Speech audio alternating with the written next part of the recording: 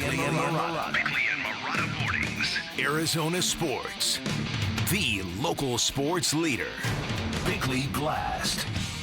Blowout victories are uncommon pleasures in Arizona. Usually they're anomalies or one-offs, but sometimes, in the rarest of times, they hearken the arrival of a truly dominant team. For instance, the 7 seconds or less Suns hit like hammers, regularly blowing out opponents on their way to a 31-4 start. The 2015 Cardinals voiced their intentions with a 47-7 win in Week 4 against the 49ers. And by the way, the 85 Bears did exactly the same with a 31-point second quarter in a Week 4 win over Washington. The list goes on because blowout victories are also the early calling cards of truly great teams. They are proof that great teams are also math equations. Capability times intent equals your level of threat, and that brings us to Kyler Murray's Cardinals. After their resounding win on Sunday,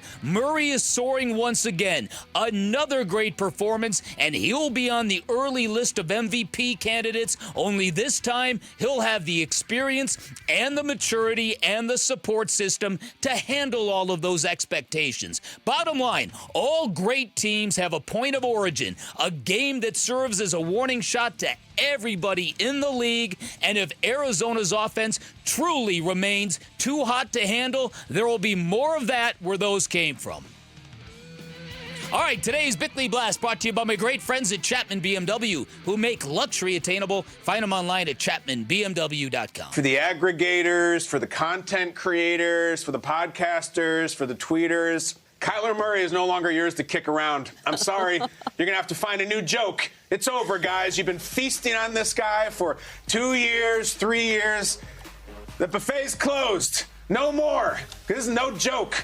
Kyler Murray annihilated the Los Angeles Rams. And if you're going to say, well, the Rams had all these injuries, Cooper Kupp being hurt had nothing to do with how Kyler Murray played, and neither did the Rams' offensive line. All the story Week 1 about the Cardinals, why would you draft Marvin Harrison if you don't give him the ball? All right, fine. I'll throw him 2 touchdowns in the first 5 seconds of the game. Kyler Murray did not miss a single deep pass yesterday. He ran, he eluded, he chucked, he did everything you want him to do. And I also think he ended the absolute 3-year feeding frenzy of content making fun of him. The short jokes, the video game jokes, my game ball goes to great quarterback, not great fodder for the internet, Kyler Murray. That was Kyle Brandt yesterday on NFL Great Network. rant. We played it yesterday. That was a good rant from Good Morning Football. Not universal, but certainly like everybody reacts from week to week in the NFL. Mm-hmm. There's the certain players that are immune from that. Mm-hmm. Patrick Mahomes is one of those players, although I see a lot of people pointing out that Patrick Mahomes is getting all this credit for this comeback win. He did nothing. But Kyler Murray is one of those guys on the other end of the spectrum. That when things go well, people are usually quiet. When things go wrong, everybody takes joy and great glee in pointing out, oh, Kyler Murray, he's only 5'10". Him's just a little guy. to quote Tommy Boy. No, listen, and did you hear what Kyle Brandt said, Jarrett? He said the buffet is closed. Oh, no. Put your plate down, ferret. That's the 4 most nightmarish words in Jarrett's world. Mm-hmm. That's what I want on my tombstone. So listen, the thing about Kyler Murray's performance. It's amazing. Here lies Jared Carlin. Mm-hmm. The buffet is closed. The buffet is closed. I love it. The soup has been stirred. The thing about Kyler Murray's performance and why to me it feels really profound and it really feels like the elevation that I was hoping was going to happen for him this year is he did nothing that we haven't seen before. He just put it all together in one game. A game that was perfect from a very imperfect statistical metric, but the word perfect being applied to Kyler Murray after that game is a powerful thing. It is. And Kyle Brandt, during that rant, the Brandt rant, would that be like the Bickley Blast? Anyway, talked about him. One of the storylines about Kyler Murray was, all right, he's lost his magic on the deep ball. And it wasn't featured in the Buffalo game at all. That was one of the big changes we saw. I think a more aggressive approach. Less of, okay, this is what the defense is giving us. Let's take what we want. And they did that against the Rams. But the deep balls, and Brant mentioned this, Kyler Murray on balls that went 20 yards or more in the air distance, 5 for 5, 156 yards, 3 touchdowns.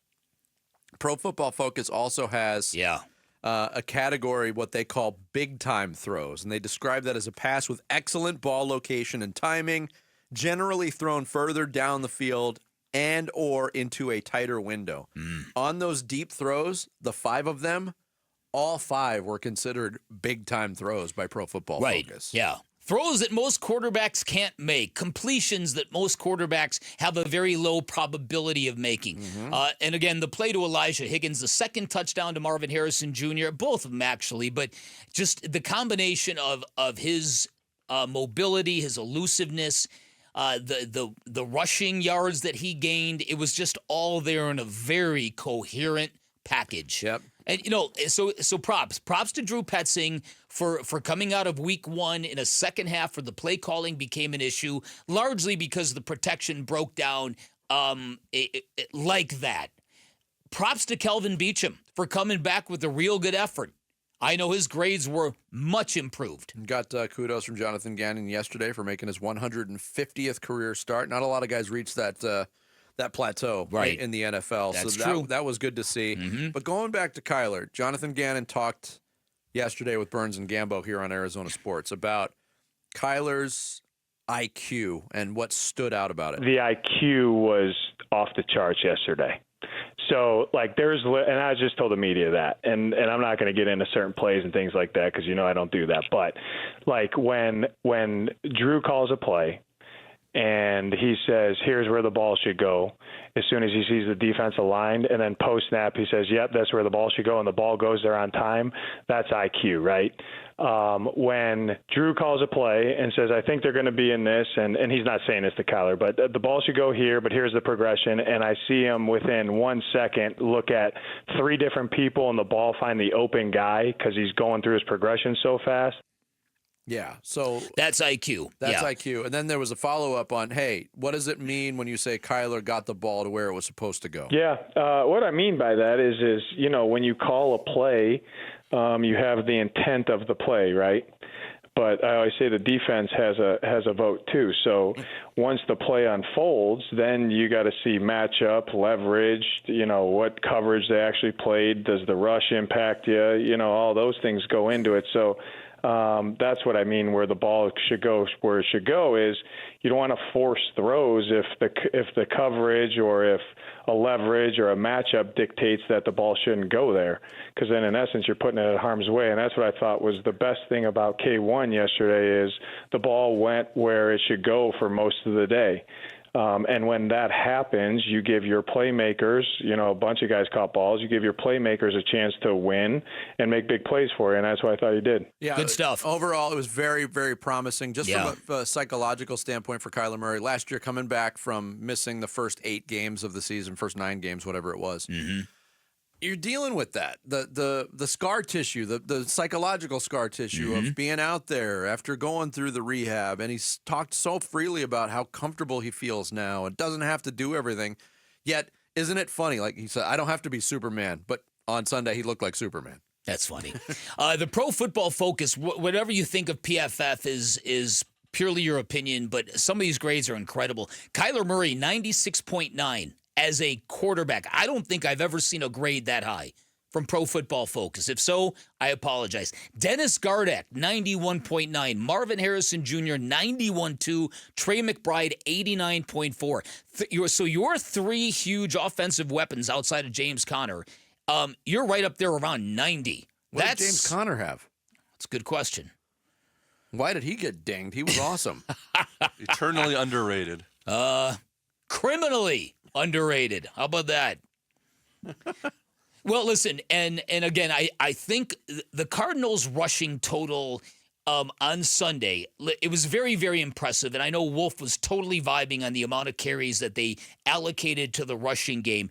That was not largely, but it was partly due to the fact that game was in the icebox because of the vertical passing game. So the second half just became a no-risk exercise in handing the ball off. There are, in my opinion, there are better ways to dominate a game rushing than the Cardinals did on Sunday. I think that was what they did with the rushing attack was they just ran the clock out. Yeah. And that's good too. But I think those kind of games, the dominant rushing games, they're different. They mean different things. Yeah, I don't have the breakdown of the different aspects, but his overall grade from PFF Connors was 73.7. Still good. Still in the green. Using their terminology. Okay. So there is that. Thanks for watching Bickley and Marotta. Click to see the latest Bickley Blast and hit the button in the middle to subscribe to Arizona Sports.